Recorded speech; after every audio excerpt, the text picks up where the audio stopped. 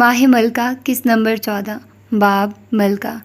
چاہت میں تقسیم اس کا اصول نہیں، جبکہ نیلامی میں پہلی بولی محبت کی ہی لگاتی ہے۔ بھوری روشنیوں میں مرمری فرش اور اے سی کی ٹھنڈک نے ماحول کو دل موہ بنایا ہوا تھا۔ شیشے کے ڈبوں میں مقید زیورات، ملبوسات، تلواریں وغیرہ دیکھتے لوگ ایک گروہ کی صورت گائیڈ کیے جا رہے تھے۔ بہت سال پہلے ایسا ہی ایک جہاز ایک ملکہ کے زیر نگرانی میں تھا۔ ماہ ملکہ کی نویں منزل پر ایک ننھی سی گیلری بنائی گئی تھی، جس کے ایک طرف آڈیٹوریم ہال تھا۔ ان سے آگے چلتے گائیڈ نے ہاتھ کے اشارے سے چیزیں دکھانا شروع کی۔ دیوار میں کھبے ملبوسات، روشنیوں کے نیچے سجے زنگ آلود اوزار۔ بیشتر کا کہنا یہ تھا، یہ سب ایک افسانوی روداد ہے جو لوگوں کو گرویدہ کرنے کے لیے جہاز کا اسٹاف سناتا ہے۔ اس جہاز کی خاصیت اس کا نظام تھا۔ وہاں عورتوں کی حکومت کرتی تھی اور مرد محکوم تھے۔ اسی ایک گروہ میں المیرا بھی تھی۔ بند بوٹوں میں ہلکی ٹھٹک ٹھٹک کی آواز صرف اس تک آ رہی تھی۔ نظریں ان زیورات سے ہٹانا جیسے اس کے لیے سب سے کٹھن مرحلہ تھا۔ وہاں کئی عورتیں اپنی ملکہ خود منتخب کرتی تھیں۔ یہ جہاز اسی ملکہ کی یاد میں بنا ہے، اس ملکہ کو دیے خطاب کی یاد میں۔ لوگ اپنے موبائل میں اس حسن کو قید کرتے گائیڈ کی باتیں ذہن نشین کر رہے تھے۔ آگے جاتے وہ ایک اونچے چھت والے کوریڈور میں مڑے۔ وہاں روشنی قدرے کم اور خوشبو کی مہک کافی زیادہ تھی۔ اس ملکہ کی تاج پوشی میں اسے ایک خاص تاج پہنایا جاتا تھا۔ پستہ قد اور چشموں والا وہ آدمی باتوں کا ہنر جانتا تھا۔ کوریڈور کے بائیں جانب مڑتے روشنیوں کی تعداد میں یکدم اضافہ ہوا۔ اونچے ستون والا سفید ماربل زدہ کمرہ، جس کے بیچوں بیچ ایک منار تھا۔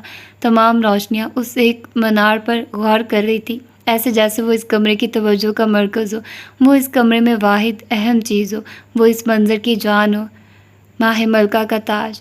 اونچے ستون کی سنہری گدی پر سے روشنی پھوٹ کر آتی کمرے کی اطراف میں پھیلی تھی۔ المیرا کی آنکھیں بے اختیار چندھیا گئی۔ آنکھوں سے ہاتھ ہٹا تو ہوش بھی ہاتھ سے چھوٹے۔ سنہری رنگ کی نہایت باریک سی بار پر لگے ننھے ہیرے اور ان کے عین درمیان میں سجا وہ سبز، بھورا، گلابی غلافی، نہ جانے کتنے ہی رنگ اس سے ٹکرا کر اس ہیرے کے اصلی رنگ کو ڈھانپ رہے تھے۔ المیرا نے اس سے زیادہ حسن اور کسی شے میں نہیں دیکھا تھا۔ المیرا نے اس سے زیادہ کسی شے کو پا لینے کی خواہش نہیں کی تھی۔ اس تاج کی تصویر لینا ممنوع ہے۔ سیاح جو اپنے کیمراز نکالنے والے تھے، رہبر کی آواز پر ٹھہر گئے۔ المیرا نے پہلے ہی ساکی تھی، آواز نہیں، روشنی پر، چمک پر، خوبصورتی پر، اتنے دور سے بھی وہ درمیان والے ہیرے پر بدلتے مختلف رنگوں کے کھیل کو دیکھ سکتی تھی۔ ان تمام ملبوسات اور سامان میں ہمیں یہ تاج بھی چھپا ملا تھا۔ حیرت انگیز طور پر اس کی چمک اتنے سالوں میں بھی مانت نہیں ہوئی۔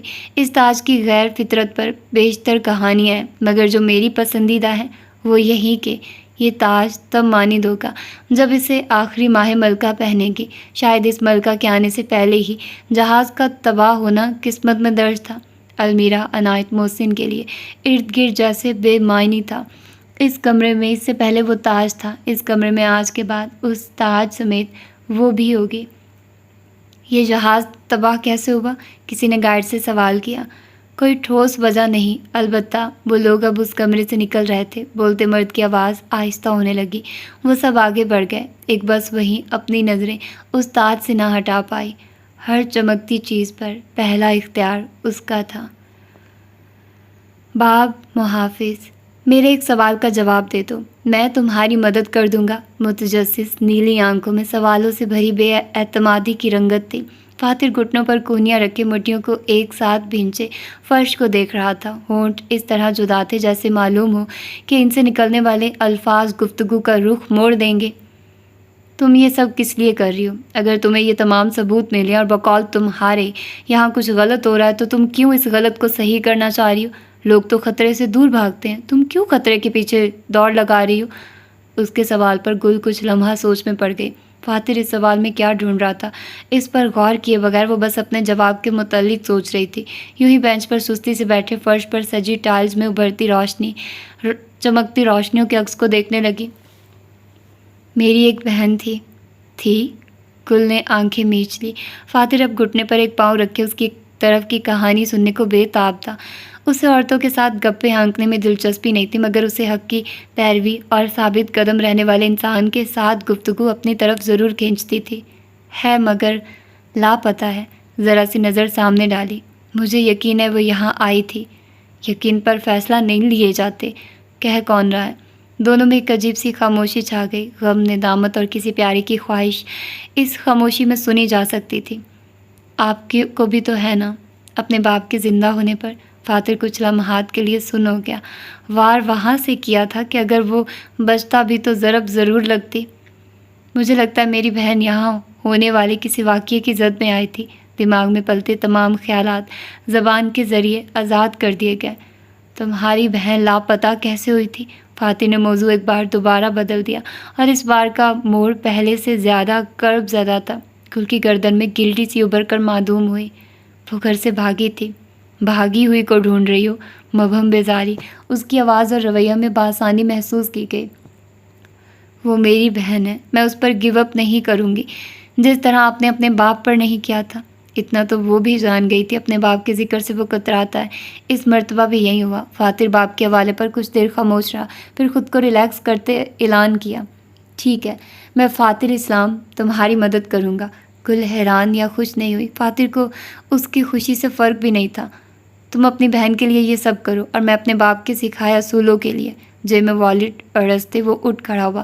گل نے گردن اٹھا کر اس لمبے ترنگے آدمی کو دیکھا۔ لمبی پلکوں کے نیچے امبر آنکھیں ابھی بھی کشمکش میں تھی۔ جلد باز آدمی کے جلد باز فیصلہ۔ منظر سے دور جاتے اس کے قدم ایکسیلیٹر کی جانب تھے۔ گل اسے آواز دینے سے خود کو روک نہ سکی۔ فاتر نیم رخ پر مڑا۔ پہلے کی مرتبہ اس بار وہ اپنے پکارنے پر حیران نہیں ہوئی تھی۔ اس بار ایک وجہ سے آواز دی گئی تھی۔ گل نے فاتر کو پکارنا ہی تھا، ورنہ وہ سوچ سوچ کر ہی مر جاتی۔ دور کھڑا مرد خاموشی سے دیکھ رہا تھا۔ آپ وہاں سے اس لیے اٹھائے تھے کیونکہ آپ نے دیکھا تھا میں انکمفرٹیبل ہوں؟ گل یقین سے کہہ سکتی تھی کہ ایک سیکنڈ کے لیے اس نے فاتر کے پتھریلے تاثرات کو چنجلاہٹ میں بدلتے دیکھا تھا، مگر وہ مہارت سے انہیں چھپا گیا۔ میڈیا پرسن میں اپنے سے کمتر لوگوں سے مقابلہ نہیں کرتا۔ بس اتنے الفاظ اور قدم ایک بار پھر گل سے دور جانے لگے۔ وہ ظاہر بھلے نہ کرے، مگر اس تعریف پر فاتر کے کان ہلکے گلابی ضرور ہوئے تھے۔ اتنا برا بھی نہیں ہے، گلجان ایسی ہی تھی، ایک دن جس سے نفرت کرے گی، اگلے دن اس کی شان کے گن گائے گی، اور پھر 2 دن بعد دوبارہ اسی شخص سے اعلان جنگ کر دے گی۔ کمرہ 220 کا دروازہ کھولتے اس کے چہرے پر مسکان تھی۔ آخرکار کسی نے تو اس کی محنت کو پہچانا۔ دروازہ کھول کر اندر آئی ہی تھی جب چہرے کی مسکان یکدم غائب ہو گئی۔ المیرا عنایت محسن لپکتے ہوئے اس تک آئی اور شانوں سے تھامتے گول گول گھمایا۔ گولڈن گرل، آج میں بہت بہت بہت خوش ہوں۔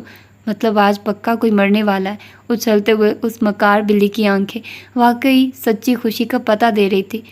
آج ہمارا گیلری ٹرپ ڈے تھا نا؟ ایک تو تم پتہ نہیں کہاں غائب تھی، اتنی کالز کی، مگر چھوڑو۔ ناک چڑھاتے اس نے گل کے شانے آزاد کیے۔ وہ بھی المیرا کو کہنا چاہتی تھی اسے نیند آ رہی ہے، اسے بات نہیں سننی، مگر وہ گل تھی، لاکھ نفرت ضرور وہ نہ نہیں کر سکتی تھی۔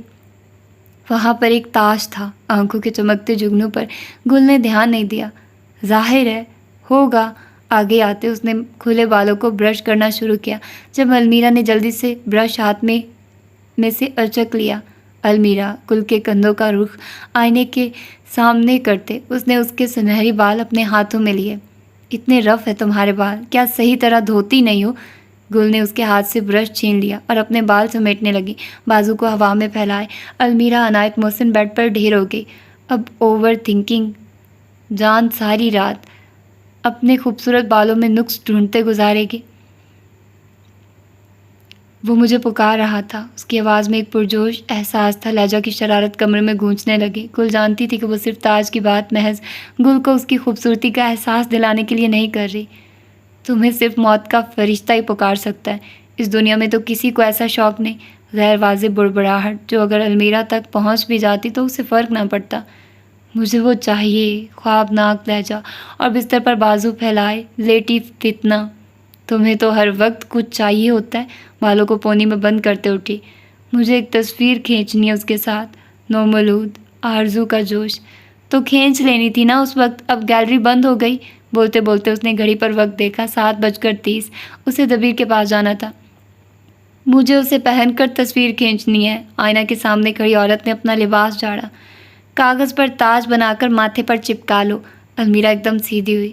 تم میرے ساتھ چلو گی؟ گلجان نے جیب سے فون نکال کر چارجنگ دیکھی۔ میں تمہارے ساتھ دوزخ میں بھی نہ جاؤں، بس ایک تصویر کھینچنی ہے۔ آنستہ گل۔ المیرا فوراً سے کھڑی ہو گئی۔ مجھے کام ہے۔ دروازے کی جانب بڑھتے جاگرز والے پاؤں کے راستے میں 2 بند بوٹ آئے۔ ابھی میرا کام کرو۔ دیوار بن کر کھڑی المیرا کا لہجہ ارادوں کی طرح مضبوط تھا۔ ہم دونوں اس گیلری میں جا رہے ہیں۔ تاج پہن کر ایک تصویر لیں گے، کسی کو پتہ بھی نہیں چلے گا۔ گل کے ہاتھوں کو اپنے ہاتھ میں لیا۔ سامنے کھڑی لڑکی نے اسے پیچھے دھکیلا۔ وہ گیلری بند ہے اور ہم آرام سے پکڑے جائیں گے۔ تمہیں کیا لگتا ہے وہاں کیمراز نہیں ہوں گے؟ ایک سائڈ سے ہو کر آگے جانا چاہا جب المیرا وہاں بھی آ گئی۔ میں سب دیکھ کر آئی ہوں۔ جہاں تاج ہے اس رخ پر کوئی کیمرہ نہیں۔ انہوں نے اس کو بالکل آوارہ چھوڑا ہے میرے لیے۔ بالوں کے کنارے انگلی پر لپیٹتے ان کو جھٹکا دیا۔ تم کیا ہو ماہ ملکہ؟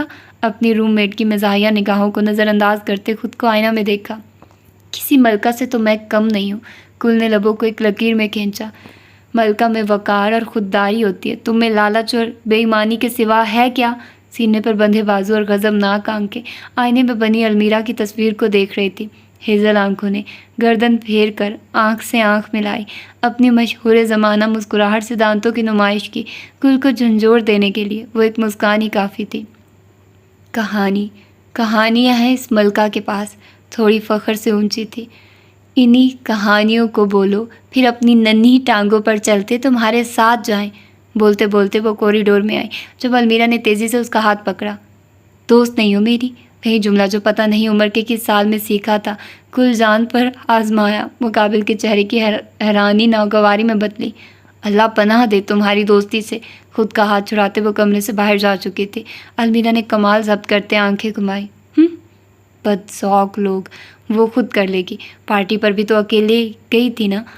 کل جان کو لے کر جانے کی اصل وجہ ہی یہی تھی۔ اگر کچھ الٹا سیدھا ہو گیا المیرا الزام کا پلندہ اس کے سر ڈال دے گی۔ اب اگر کچھ الٹا ہوا تو کیا کرے گی؟ باہر کے کاؤنٹر پر ہتھیلیاں رکھے وہ آگے جھکی ہوئی تھی۔ 7:37 ہو چکے تھے۔ دبیر کا کوئی نام و نشان نہیں تھا۔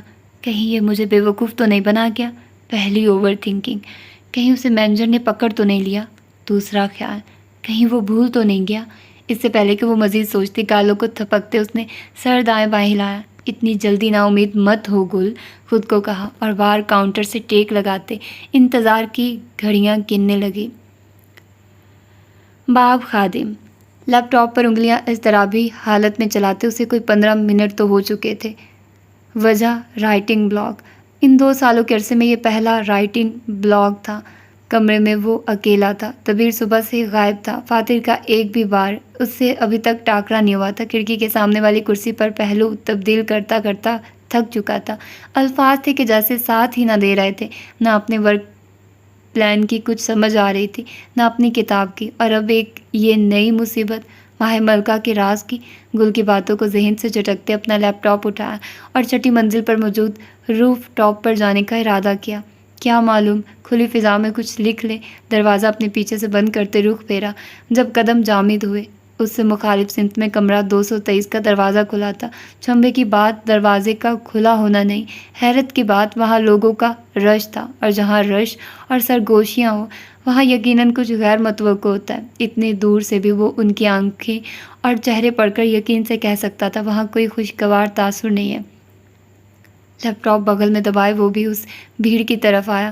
لوگوں کو ایک نظر دیکھتے اس نے کھلے دروازے سے اندر جھانکا۔ قدم بے اختیار لڑکھڑایا۔ اوپر کا سانس اوپر اور نیچے کا نیچے رہ گیا۔ آنکھوں کا سیاہ رنگ کراہت سے پھیلا۔ وحشت، ہاں یہی ایک لفظ تھا جو سنہری بھوری آنکھوں میں چھائے تاثر کو بیان کر سکے۔ باب محافظ۔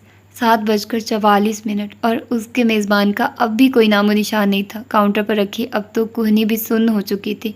مجھے بے وقوف بنا دیا گیا۔ شک اور بے یقینی کے عالم میں پوچھا گیا سوال۔ میں کیوں اس مسٹری مین کی باتوں میں آ گئی؟ خود سے کیا پچھتاوا۔ آئندہ میں نے کسی کی باتوں کا اعتبار نہیں کرنا، خود سے عہد کیا۔ اوور تھنکر اپنے ذہن میں ابلتے ایک خیال کو رد کرتی تو وہی 4 مزید نئے انکشافات جنم پاتے۔ اسی دوران پینٹری کی طرف کا چھوٹا سا دروازہ کھلا۔ گلجان کی خوشی 7ویں آسمان کو چھونے لگی۔ पेंट्री से एक पिस्ता कद वाली स्टाफ वर्कर बाहर निकली। सारी खुशी वापस ज़मीन पर आ टपकी। नाउम्मीद होते चेहरा हथेलियों में गिराते इंतज़ार का अमल जारी रखा। बाप, मलका, मलकाए चाह, मलकाए माह, हीरे की चमक उसे पास बुलाती है।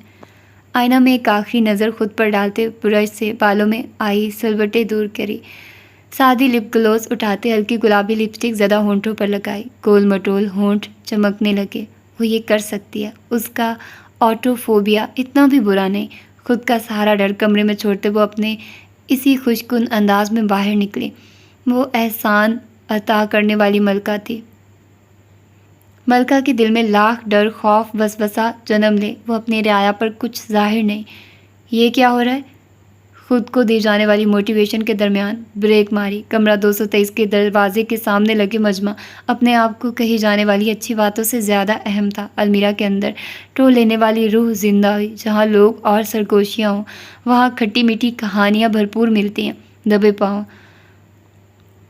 चलती वो उन लोगों के हजूम के करीब आई जहाँ उसे रश में एक शनासा चेहरा दिखा। लंबा खूबरू फातिर इस्लाम कमरे के अंदर झांक रहा था। अलमीरा तेज़ी से अब उसके कंधे के करीब रुकी और रश में से जगह बनाती आगे जा खड़ी हुई। इससे पहले कि मज़ीद कदम उठते कमरे के अंदर के मंजर ने उसे जकड़ लिया। हलक जैसे तमाम अल्फाज से खाली हो गया। आंखें जो देख रही थी ज़हन उस पर यकीन नहीं कर पा रहा था। बदन पर जैसे चूंटियाँ रेंगती महसूस हुई। ताज्जुब सब पूरी आंखों में। ये जज्बा उस वक्त बुनियादी थी। बाब मुहाफिज, बाहर में जाए वो गंजा। पहली सुनहरी लिफ्ट के दरवाजे अपनी मखसूस आवाज़ से जुदा हुए तो मुंह ही मुंह में बोलती गुलजान बाहर निकली। बाल हैंड बैग बैंड लगे होने के बायस माथे से काफ़ी पीछे थे। 30 मिनट इंतज़ार करते वक्त उसे यकीन था वो दुनिया की सबसे बड़ी गधी लग रही थी। मिल जाइए तबीर कहीं, गंजे सर पर बचे खुचे बालों की उम्मीद भी छीन लूँगी। अपने कमरे के रास्ते पर मुड़ते जैसे ही नज़रें कमरा 223 की जानिब उठी सारी बुड़बुड़ाहट रुक गई। लोगों के हजूम जिनमें से बेशतर आंखों में एक दूसरे को इशारा कर रहे थे। वहाँ क्यों होंगे? और वो भी इस कमरे में जहाँ अजनबियों का मजमुआ हो और सरगोशियों के तबादला किए जा रहे हो। वहाँ यकीनन कुछ बहुत हौलनाक पेश होता है। गुल के कदमों में तेज़ी आई और वो रश में जगह बनाते आगे बढ़ी। बिल्कुल सामने अलमीरा और फातिर खड़े थे। फातिर ने आंखों को ढका हुआ था। यूँ लगता था वो तकलीफ़ में है। अलमीरा ने लबों पर हाथ रखा हुआ था, यूँ जैसे वो हैरत में है। उन दोनों के चेहरे देखते गुल ने एक कदम बढ़ाया। जब उसे जूते के नीचे कुछ महसूस हुआ, ऐसे जैसे पानी हो, मगर पानी तो यूँ नहीं चिपकता। पानी की तो ऐसी खुशबू नहीं होती। तभी एक झमाका हुआ। पानी की तो कोई खुशबू नहीं होती। उसको अपनी रीढ़ की हड्डी जैसे चटकते हुए महसूस हुई। सांस सीने में फूलता, बदन चलाने लगा। गर्दन फौरन झुकाई। पाँव तले पतले लाल माया की एक बहती हुई लकीर थी। गुल का सांस उखड़ने लगा। चीख मारते वो 2 कदम दूर हुई और तकरीबन लोगों पर गिरी। तस्वीर में ये सब देखना आसान था, मगर असल ज़िंदगी में गुल को अपनी टांगों में से जान निकलती महसूस हुई। बेयकीन सहमी हुई। उन हल्की नीली निगाहों को समझने के लिए बस ये लफ्ज़ बहुत था। खून की उस पतली लकीर का पीछा करो। कमरे के अंदर तमाम बत्तियां रोशन थी। छोटी सी उस राहदारी में भी यूं ही खून था, जहाँ 2 पैर उसके बहाव के दरमियान रुकावट थे। भूरे जॉर्डन की जूतों की सोल खून से मैली हो चुकी थी। उसी वक्त जूतों को पहनने वाले के हाथ से प्लास्टिक का शॉपर छूटा। बर्गर और फ्राइज़ खून में नहा गए। चीनी नए नक्श वाला एंडी अपने सामने अपनी मंगेतर की लाश देख रहा था। लाश की खोपड़ी को बुरी तरह मसक करके खून को पूरे कमरे में बहने के लिए छोड़ा गया था। एंडी के पौंचे भी उसी खून से भीगे थे। फातिर का दिल भारी हुआ। वो किसी वक्त भी कह कर देगा। खौफ का फंदा गुल की गर्दन के करीब मजबूत हुआ। वो अगले लम्हे ही रो देगी। और अलमीरा वो ताज्जुब ज़दा खाली निगाहों से सबसे आगे खड़ी थी। डैम, हल्की सी सीटी बजाते उसने सैंडी की लाश को देखा। बाब मुंसिफ, उसे महसूस हुआ जैसे दिल सीने में नहीं बल्कि उसकी हथेली पर साबित मौजूद धड़क रहा हो। बेतरतीब धड़कन की आवाज़ उसकी समात पर हावी थी। उसकी उंगलियों से चिपका हुआ सुर्ख खून उसे अपना बहा महसूस हुआ। हलक से निकलती بلند بے ہنگم سانس لینے کی آواز لفٹ کے دروازے کھلتے ہی کوریڈور میں پھیل گئی۔ کندھے جھکے اور سفید کف زدہ شرٹ پر خون کے مختصر دھبے تھے۔ راہداری یخ بستہ اور انسانی موجودگی سے خالی تھی۔ دور دور تک شاید کوئی نہیں تھا۔ اسی وجہ سے اس کے گھسیٹے قدم کی پکار دیواروں سے ٹکراتی واپس اسی کی طرف آئی، مگر وہ انہیں نہیں سن رہا تھا۔ دل کی دھڑکن باہر کی آوازوں کے درمیان ایک مضبوط رکاوٹ تھی۔ وہ دیوار کا سہارا لیتے آگے چلتا جاتا، خون کا نشان دیوار پر پیچھے چھپتا جاتا۔ جہاں خالی راہداریاں ہوں اور منزلیں سنسان، وہاں یقیناً راز چھپے ہوتے ہیں۔ خون، ہاں، ان ہمہ وقت خالی رہنے والی بھوری نگاہوں میں ایسا خوف تھا جیسے موت کو قریب سے دیکھا ہو۔ یہ وہ نہیں تھا، ایسا کچھ بھی نہیں ہوا تھا۔ تیسری منزل پر موجود سٹاف کے غسل خانے میں داخل ہوتے دبیر نے ایک لمحہ ضائع نہیں کیا اور پانی کی تیز آبشار تلے دونوں ہاتھوں کو رکھ ڈالا۔ سفید پانی قدرے سرخ ہوتا گیا، مگر یہاں بس نہیں ہوئی۔ یہ تو شروعات تھی۔ ہاتھوں کی لرزش بے پناہ اور بے قابو تھی۔ دونوں ہاتھوں کو زور زور سے مسلتے پانی صرف نل سے نہیں بہہ رہا تھا، نمکین پانی وہ بھی تھا جو اس کی آنکھوں سے نکلتا سلے ہوئے نشان پر سے ہوتے تھوڑی سے نیچے ٹپک رہا تھا۔ دبیر کے سینے پر نہ جانے کہاں سے اتنا وزن آ گیا کہ سانس اور آنسو دینے ایک دوسرے میں گھلنے لگے۔ یہ فریب تھا، اسے توضیح چاہیے کہ یہ سب فریب تھا۔ روشن آئینہ کے سامنے کھڑا ایک مرد بلند و بانگ دھارے مار کر رو رہا تھا۔ آواز دروازے سے باہر جاتی سنسان ہال وے میں گونجنے لگی۔ وہ گنہگار نہیں تھا، اسے یقین تھا کہ وہ گنہگار نہیں تھا۔ بیسن سے نکلتی آواز اور ہتھیلیوں کی رگڑ میں اس کی ہتھیلی سسکیاں کبھی دبتی تو کبھی بلند ہوتی، کندھے جھکتے تو وہ آنسو پوچھتا، چہرہ مزید گیلا ہو جاتا۔ وہ بے بس تھا اور بے وقوف بھی۔ کیا گنہگار بے بس اور بے وقوف نہیں ہوتے؟ نچلا لب دان تلے دبائے وہ اندر ہی اندر گھٹ رہا تھا۔ اسی کیفیت میں دبیر السازار نے اعتراف کیا، یہ واقعی ایک عام جہاز نہیں۔ باب خادم۔ صبح 9:11۔ کل رات جو ہوا وہ ایک خواب نہ تھا۔ یہ فاتر کو اگلے دن جہاز میں پھیلے خوف کو محسوس کرتے ہی یقین آ چکا تھا۔ تو کل واقعی اس کی آنکھوں نے قتل دیکھا تھا کہ اب وہ بھی ایک قتل کے عینی شاہدین میں شمار ہو چکا ہے۔ یہ سب ایک کپ کپی طاری کر دینے والی 3 گھنٹے کی فلم سے کم نہیں تھا۔ گہری نیلی ہینلی کے ساتھ ایک کلائی میں پہنی بھاری گھڑی مسلسل بالوں میں ہاتھ پھیرنے اور گردن سلانے کے باعث آگے پیچھے ہو رہی تھی۔ فاتر اسلام ایسی بے چینی سے کمرے کے چکر کاٹ رہا تھا جو کسی سائنسدان کو نئے آئیڈیاز آنے پر ہوتی ہے۔ کمرے میں پھیلی خوشبو بہت تیزی سے اعصاب پر حاوی ہو رہی تھی۔ انہیں یہی جڑی بوٹیاں ملی تھی کیا؟ نخوت سے سوچتے وہ بیڈ کے کنارے پر بیٹھ گیا۔ کھڑکی سے آتی مدھم روشنی اس کے نیم وجود پر سایہ کر رہی تھی۔ رنگت سنہری اور ہمہ وقت سخت نگاہیں بھوری دکھی۔ فرنچ داڑھی پر ہاتھ پھیرتے وہ ذہن میں آتے سوالات کے ڈھیر کو اندر دبانے میں ناکام ہو رہا تھا۔ کچھ دیر پہلے یہ تم نئی سم سے مجھ سے بات کیوں کر رہے ہو؟ کھڑکی پر کندھا ٹکا اس نے گھڑی والے ہاتھ سے فون کان سے لگا رکھا تھا۔ زبیر کے سوال پر بےتابی گھبراہٹ میں بدلی، مگر فون کے اس پار سے وہ کہاں کچھ دیکھ لے گا۔ وہ کل میں سی ویو گیا تھا نا، پاکستان میں، وہیں فون پانی میں گر گیا تھا۔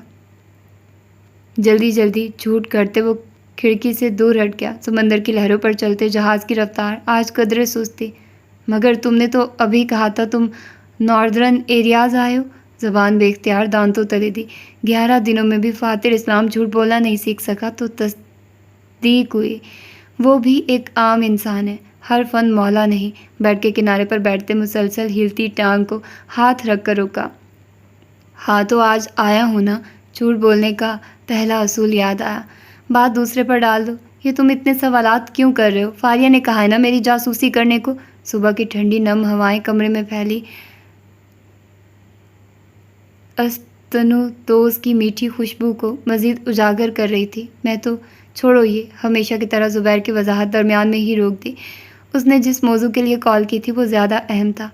تمہیں پتہ ہے میں نے رات کو ایک آرٹیکل پڑھا تھا، مصر کے ایک کروز، ماہ ملکہ نام ہے، شاید وہاں بے دردی سے ایک 25 سالہ عورت کا قتل ہوا ہے۔ اپنے لہجہ کو جتنا انجان اور حیران کن وہ بنا سکتا تھا اس نے بنایا تھا۔ اداکاری ویسے بھی اس کی بس کی شے نہ تھی۔ دوسری جانب زبیر نے کہ انکار بھری مطلب وہ سن رہا تھا۔ فاتح نے بات آگے بڑھائی، تم نے ایسی کوئی خبر دیکھی ہے کیا کل سے یہ سوچ سوچ کر اس کا دماغ آدھا ہو چکا تھا۔ وہ میڈیا کی ایک شاخ تھا، اس کے پاس آواز جیسی طاقت ہے۔ ماہی ملکہ کو بے نقاب کرنا مشکل ہوگا، ناممکن نہیں۔ تمہیں پاکستان بیٹھے کشتیوں کی کیوں سوج رہی ہے؟ مصری آدمی اپنا سر پیٹتے رہ گیا۔ کیسا بونگا دوست ملا تھا اسے۔ بے وقوف آدمی، سوچو، اگر یہ خبر وائرل ہو جائے تو تم راتوں رات مشہور ہو سکتے ہو۔ فاتح نے اسے مقبولیت کے خواب دکھائے، جو ظاہر ہے کہ ہر کوئی چاہتا ہے۔ اس شے کے خواب نہیں دکھائے جو زبیر چاہتا تھا۔ نہیں، بہت شکریہ، میں کیمرے کے پیچھے سے تارے ہلاتا ٹھیک ہوں۔ تمہیں ذرا پرواہ نہیں اپنے کریئر کی؟ جتنا مکھن اس کے پاس تھا وہ سب لگا چکا تھا، اب بس آج کی اس کی اچھائی کی ڈوز پوری ہو گئی تھی۔ ایک جھٹکے سے بیڈ پر سے اٹھا۔ میں تمہیں پلیٹ میں بنا بنایا حلوہ ڈال کر دے رہا ہوں، اور تم؟ مجھے میٹھا نہیں پسند۔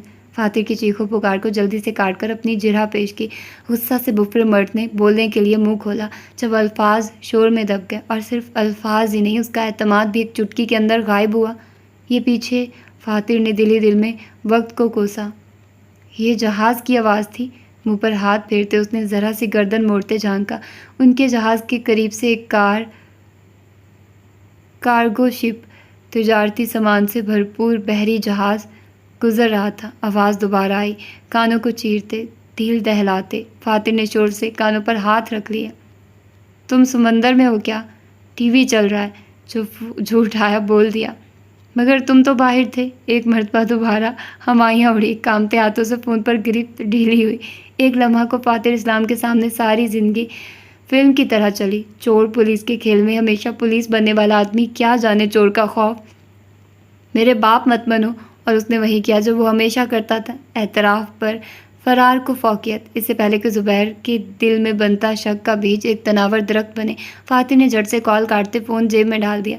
زبیر شاید کچھ کہہ رہا تھا، مگر نہ وہ سننا چاہتا نہ سمجھنا۔ گہری سانس لیتے اس نے بے تحاشا دھڑکتے دل پر ہاتھ رکھا۔ کسی کو بھی نہیں معلوم ہوگا، دنیا میں وہی واحد دھوکہ باز تھوڑی ہے۔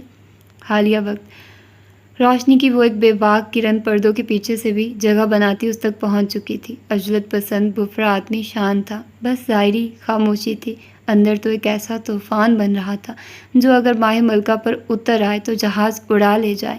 اتنا تو وہ جانتا تھا کہ اس غصہ کی وجہ ابھی تک ایک ناحق قتل پر اپنی اور لوگوں کی خاموشی ہے۔ کچھ دیر کمرے میں موجود واحد شخص یوں ہی بیڈ پر بیٹھا رہا، پھر ایک جھٹکے سے اٹھا اور دروازے کی طرف بڑھا۔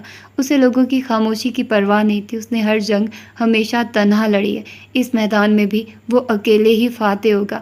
کمرے کے کھلے دروازے سے قدم باہر رکھتے آگے بڑھا، جب سامنے سے آتے مرد سے بری طرح ٹکرایا۔ اس کے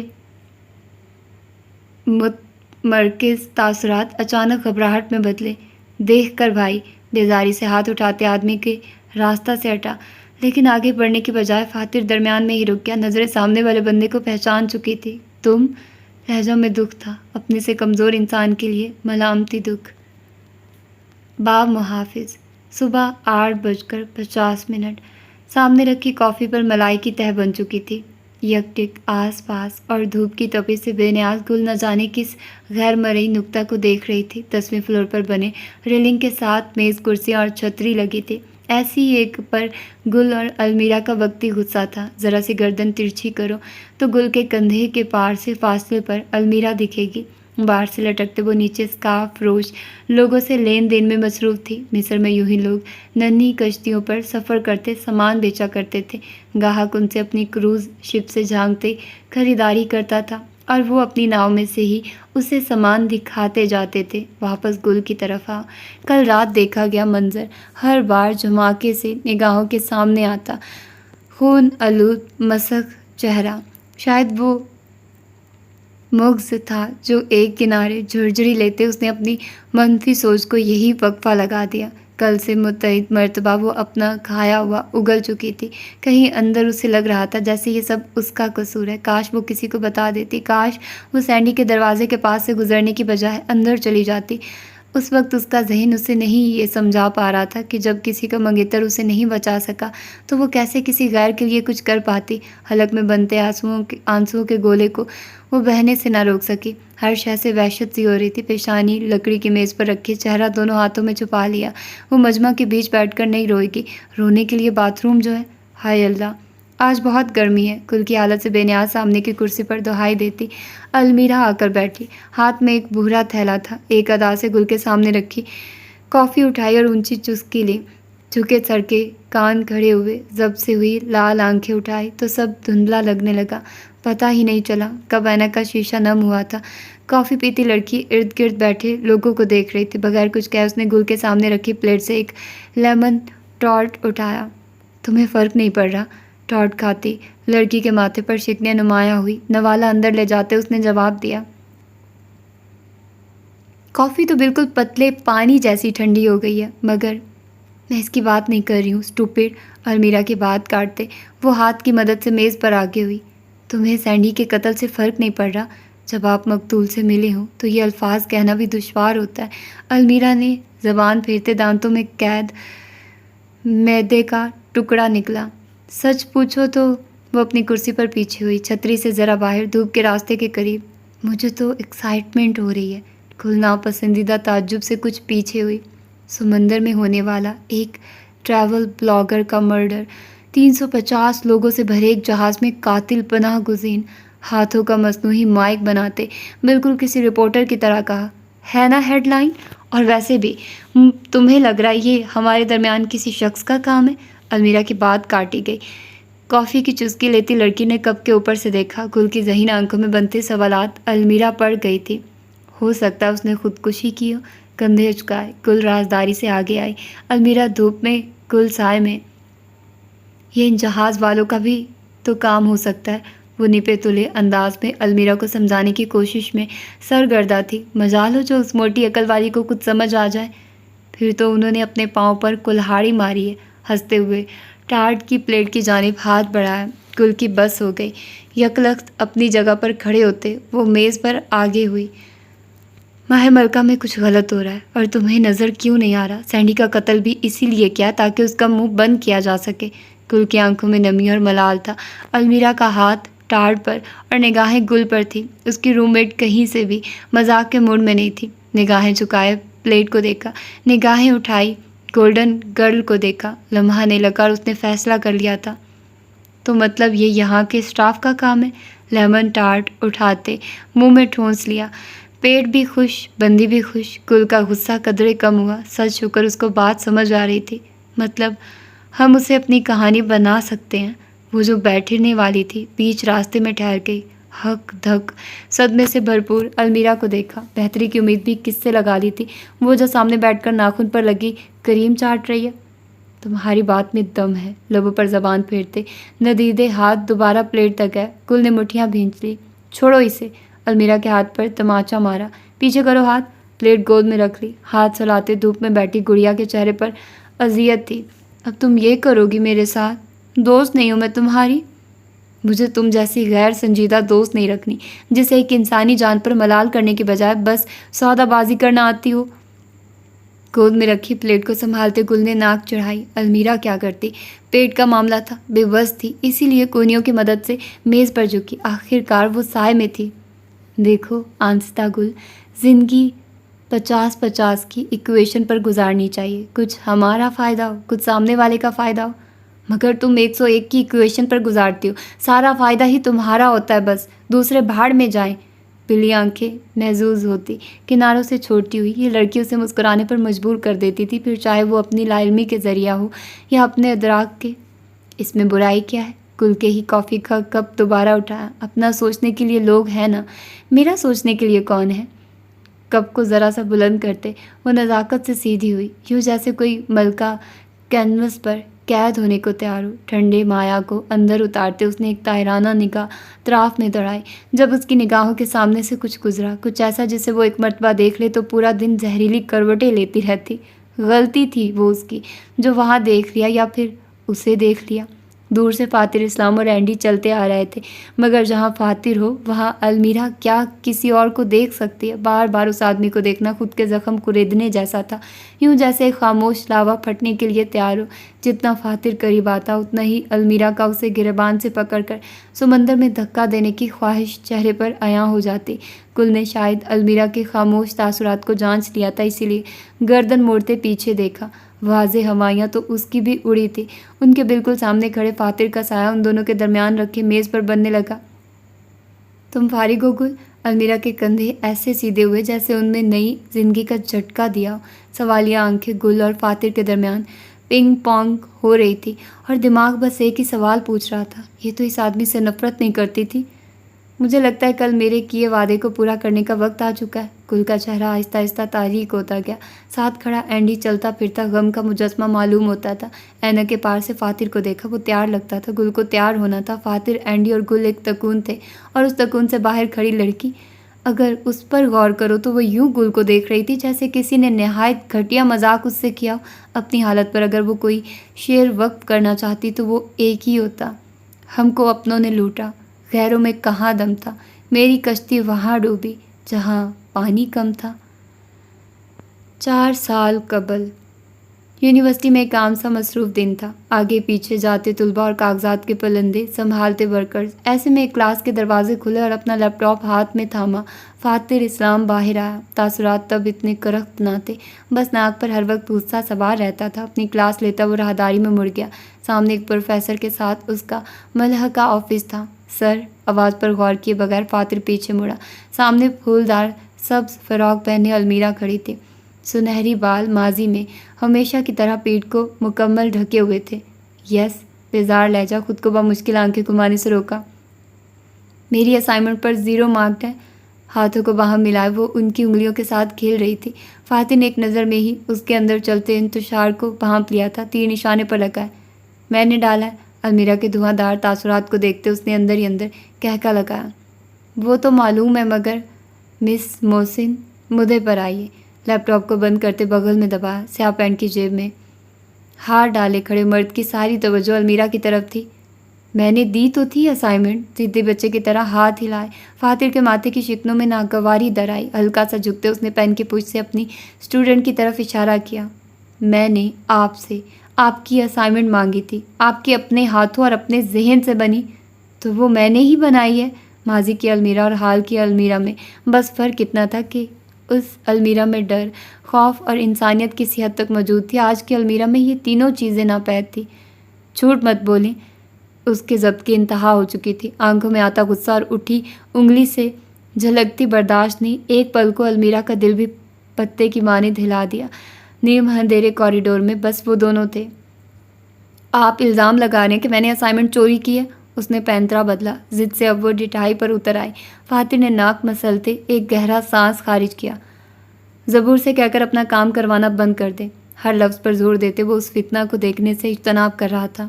میں نے خود، آپ کو کیا لگتا ہے آپ اپنی ٹرک سب پر چلا سکتی ہیں؟ اس کی آواز قدرے اونچی ہوئی۔ کوریڈور سے گزرتے 2 لڑکوں نے مڑ کر انہیں دیکھا۔ موقع کی سنجیدگی کا اندازہ کرتے وہ مدھم پڑ گیا۔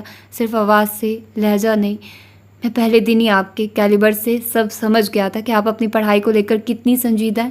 المیرا اتنے جبڑوں کے ساتھ دیکھ رہی تھی، وہ یہاں بے بس تھی۔ زبور سے میں نے ہی کہا تھا کہ آپ کے لیے الگ سے اسائنمنٹ بنانے کی بجائے اپنی ہی بنی آپ کو دے۔ جھوٹی من گھڑت کہانیوں سے بنا کانچ کا پنجرا ایک وار سے تباہ ہو گیا۔ المیرا کو آس پاس باقاعدہ کانچ ٹوٹنے کی آواز تک آئی۔ اگر آپ نے اپنی بنائی ہوتی تو آپ کبھی زبور کی دی گئی امداد مجھے جمع نہ کرواتی۔ تو اس کے دوست نے اپنی جان بچانے کے لیے اسے گروی رکھ دیا تھا۔ آج تک المیرا نے زبور سے اسائنمنٹ بنواتے وقت کبھی اس کی نظر ثانی نہیں کی تھی۔ اسے اپنی غلطی کا نام دے یا کم عقلی کا۔ غسیلی ہنکار بڑھتے قدم واپس اسی راستے پر چلنے لگے جو المیرا کی دخل اندازی پر روکنے پڑے تھے۔ تاریک راہداری میں کھڑی لڑکی کو اپنے ارد گرد سب کچھ خاموش محسوس ہوا۔ کس بات کا دکھ منائے؟ دوست کی بے وفائی کا، اپنی چالاکی کے فاش ہونے کا، یا پھر اسائنمنٹ میں 0 آنے کا؟ فاتر آہستہ آہستہ اس کے گرد خاموش اندھیرا کر رہا تھا، اور یہی تو المیرا کا مسئلہ ہے، اسے خاموشی اور اندھیرے دونوں سے خوف تھا۔ تو یہ تھی آج کی ایپیسوڈ، اور ہوپفلی کہ آپ لوگوں کو پسند آئی ہوگی۔ آج کی 2 ایپیسوڈ کافی زیادہ دے دیے میں نے۔ اتنی زیادہ ایپیسوڈ آپ لوگوں کو نہیں دینی چاہیے، آپ لوگ بگڑ جاتے ہیں۔ اور اس کے علاوہ آج کی ایپیسوڈ کی بات کریں تو بہت کچھ ہو چکا ہے اس ایپیسوڈ میں، اگر دیکھا جائے تو دوسری بات یہ کہ میں پہلے بھی بول چکی ہوں کہ مجھے یہ سمجھ نہیں آئی کہ فاتر اتنا نارمل ریئیکٹ کیوں کر رہا ہے. اس کو شاید میں زیادہ ایگزیجریٹ کر رہی ہوں. اس نے یہ چیز تو واضح نہیں کی نا کہ وہ اس کو پہلے نہیں جانتا. یہ بات تو ہوئی ہی نہیں ہے درمیان میں. تو ہو سکتا ہے کہ اس نے اس چیز کو مینشن کرنا ضروری نہ سمجھا, رائٹر نے بھی ہمیں بتانا ضروری نہ سمجھا. تو یہ چیز ایک چیز ٹھیک ہے.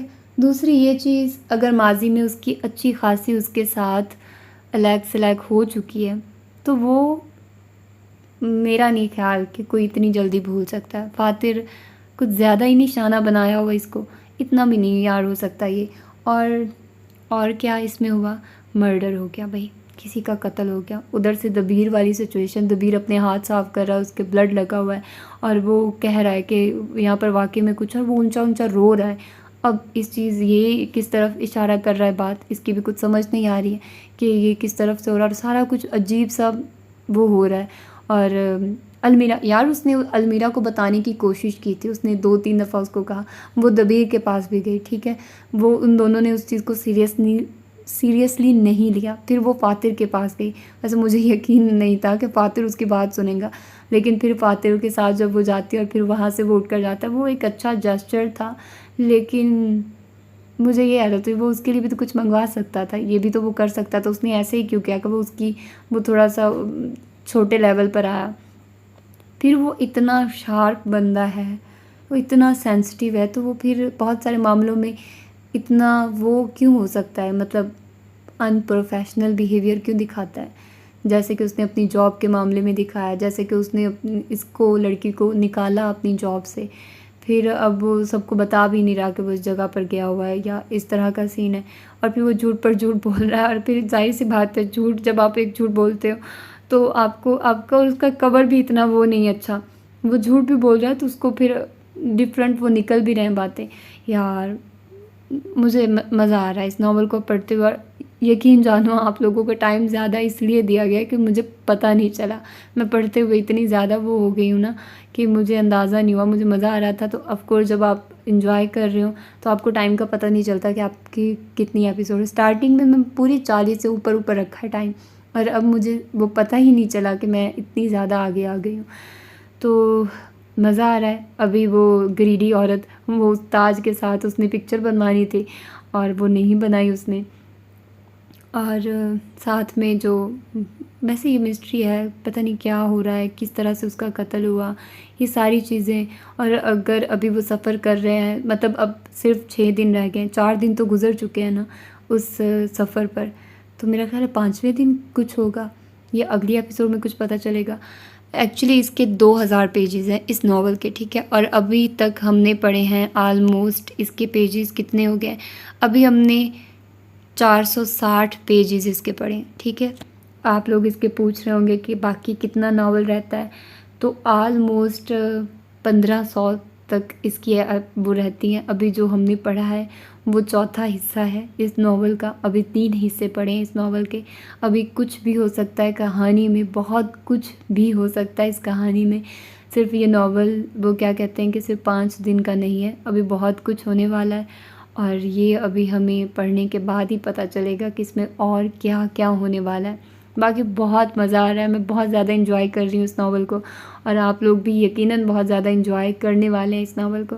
تو پھر ملتے ہیں اس کی ایپیسوڈ میں, اگلی ایپیسوڈ میں. اور آج ابھی میں تھوڑی دیر تک آپ لوگوں کو مل جائے گی دوسری ایپیسوڈ جلتے خواب کی, جو کہ ابھی میں نے ریکارڈ نہیں کی, تو اس کے بعد میں اس کو ریکارڈ کروں گی. تو اپنا ڈھیر سارا خیال رکھیے گا. ملتے ہیں اس کی اگلی ایپیسوڈ میں. اللہ حافظ.